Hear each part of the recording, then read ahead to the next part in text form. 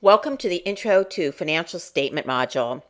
In this module, we will work on looking at the context for how financial statements are compiled.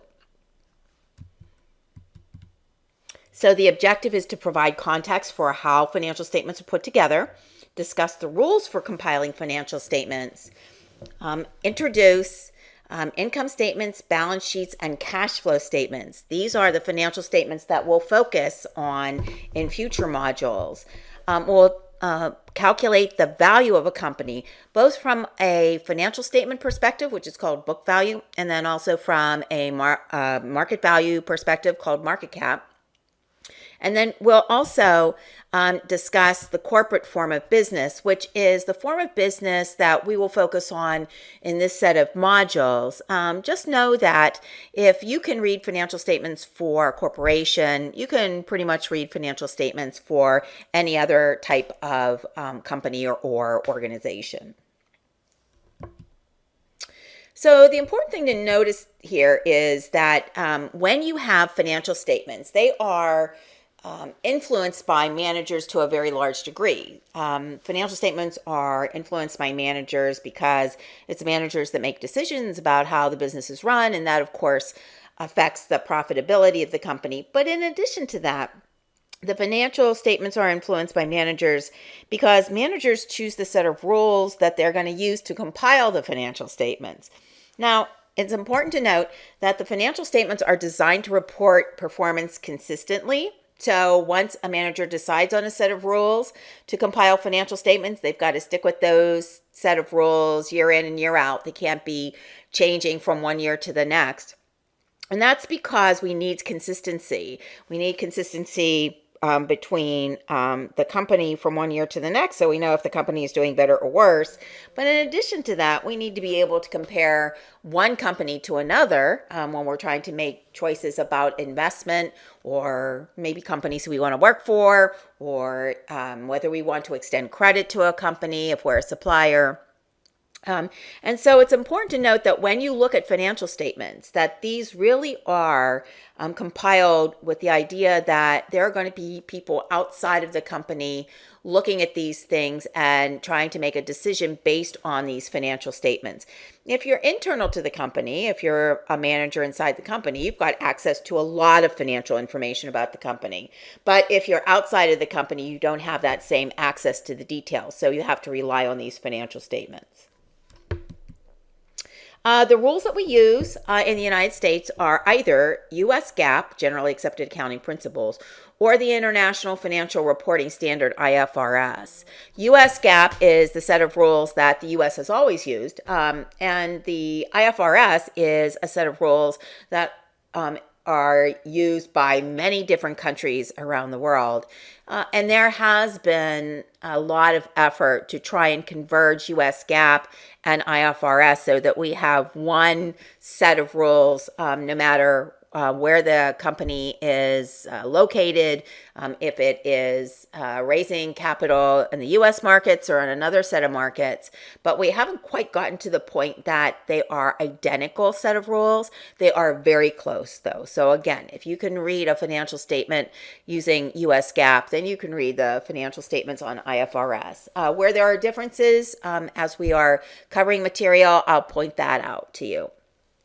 So these are the rules that govern the preparation of the financial statements. They are required to use the accrual basis of accounting. We'll talk a lot more about what the accrual basis of accounting is, but it is essentially saying we're not going to track the cash.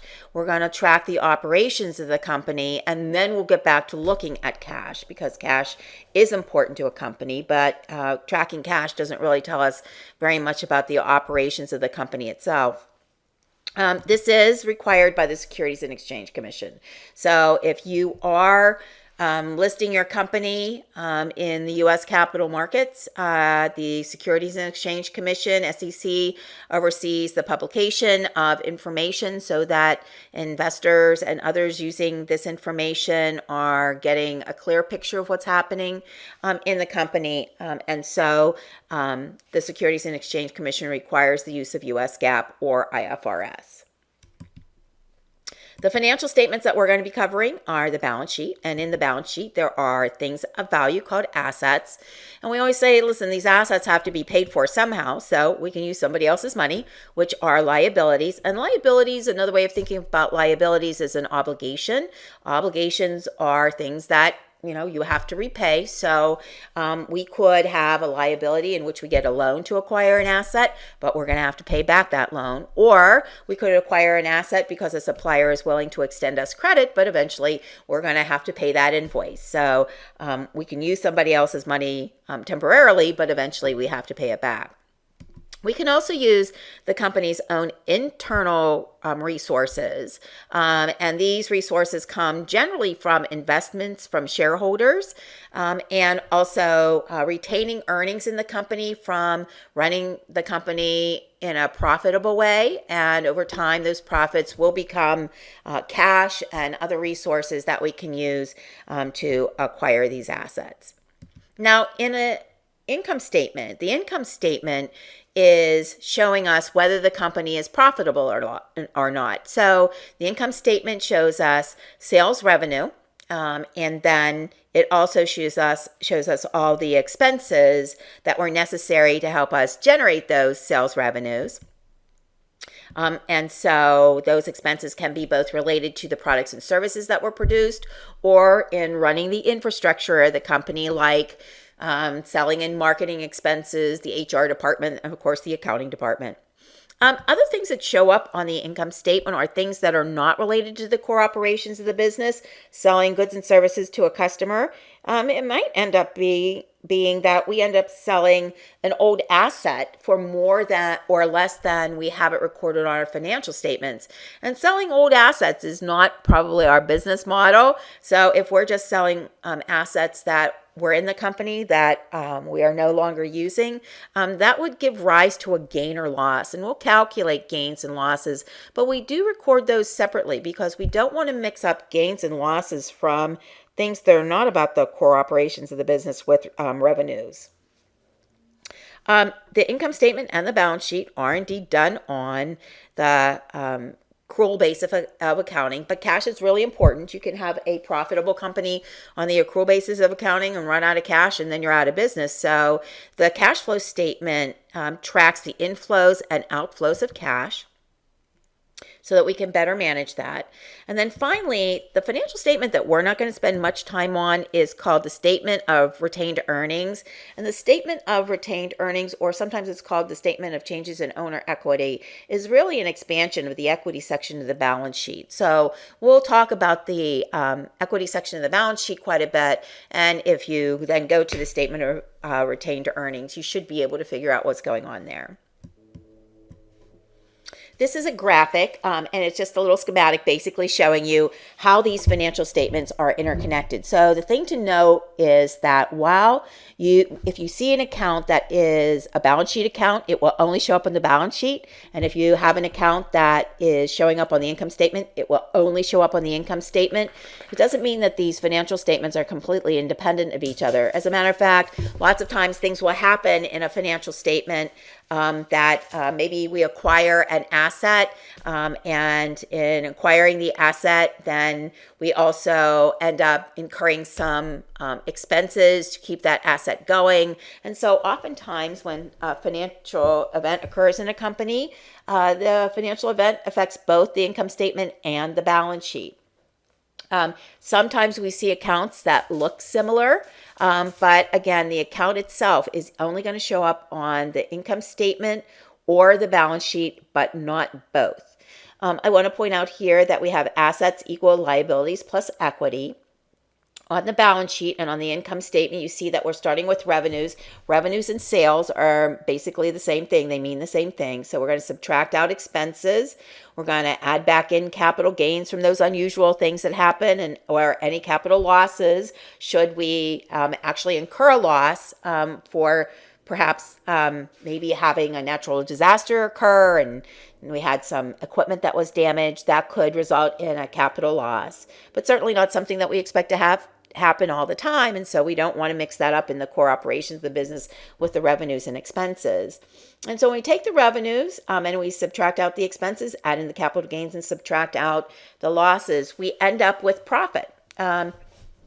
So now profit does not stay in the income statement. What happens is once we calculate this profit, essentially what happens is it gets transferred into the equity section of the balance sheet.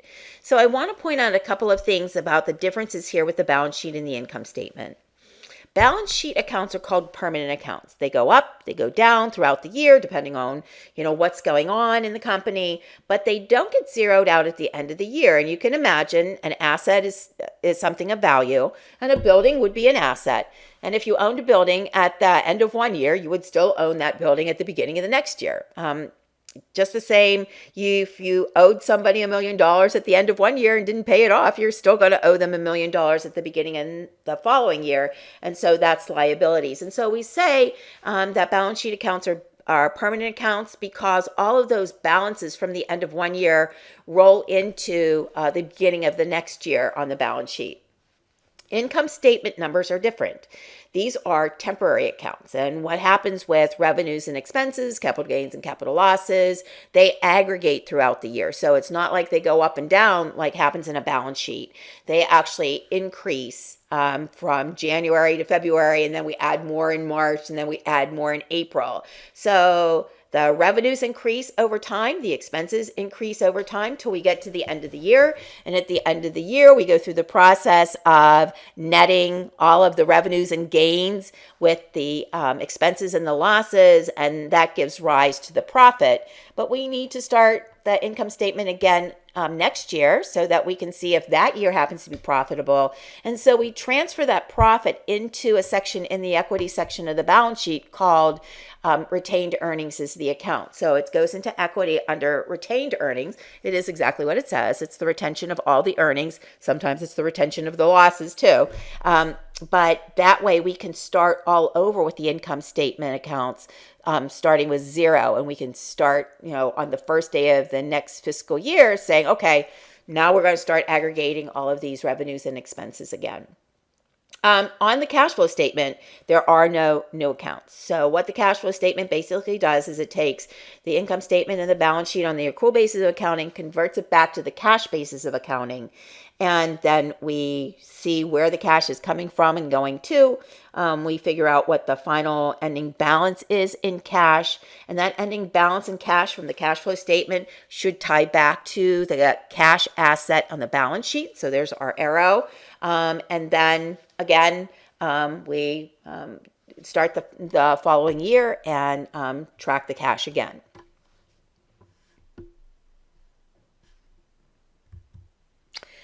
When we look at the value of a company, one way to look at the value of a company is looking at book value, and the book value is based on the company's balance sheet. Remember, financial statements are historical. All they're doing is adding up everything that's happened in the past and then organizing it in a way that we can compile these financial statements, but they are sort of a history of what's happened to the company in the past. And so when we look at these book values, we're basically taking the things of value and we're subtracting out what is owed to outsiders. The one thing I want to point out here is that technically the formula for book value is also includes removing or subtracting out something called an intangible asset. We'll talk more about intangible assets, but the value of an intangible asset is sometimes very much dependent upon who has that intangible asset. So we take that out for calculating the book value, but basically we're looking at the balance sheet. Now, alternatively, when we're looking at the value of a company, another way to look at the value of a company is called the market cap. And this is much easier for publicly traded companies because we can look at what the stock price is at any given moment and recalculate the market cap of a company. So this is essentially the market value of the company. It's not what's simply happened in the past, because what investors believe the company can do in the future really informs how much they're willing to pay for a share of stock. And the market cap is based on stock price. So when we're looking at the market value or the market cap of a company, we're basically taking the number of shares of common stock in the hands of investors and multiplying it by the current market price of the stock. And so it really doesn't matter if you bought the stock 5 years ago and you paid $10 a share for it. If the stock just traded 5 minutes ago for $90 a share, your stock now has a value of $90. So whatever the last transaction is on the sale of the stock is the price at which all of the shares that are in the hands of the investors are valued at. This is a little schematic that was done, a little chart that was done a number of years ago. So some of these companies don't exist any longer, but it's still a interesting look at market cap versus book value. So if you look down there all the way at the bottom, when Yahoo was an independent company before it was acquired, when this particular survey was done, the book value, assets minus liabilities minus intangible assets, the book value of Yahoo was $536 million. That was based on the financial statements. Now, when you look at the market value, what the price of the stock is based on what investors believe the company could do in the future times the number of shares that were in the hands of the investors, the market value or the market cap of the company was $23,578 million. So it was 44 times the book value of the company. And that would indicate that investors believe that this company had a pretty bright future and will be able to use those assets to generate wealth for the investors. If you look at the top of the survey, there's a company that has a very similar book value to Yahoo, and that is AMF Bowling. So their book value was $530 million as opposed to $536 million for Yahoo. But when you look at the market cap for that company, AMF Bowling investors didn't have a very high opinion about the future of this company. They seem to be rather pessimistic because if you look, the market cap of the company, which is based on what investors are willing to pay for a share of stock, was much lower. It was only $306 million. So the market to book value was less than one, indicating that investors did not believe that this particular company had a very bright future. And in fact, it did end up going bankrupt.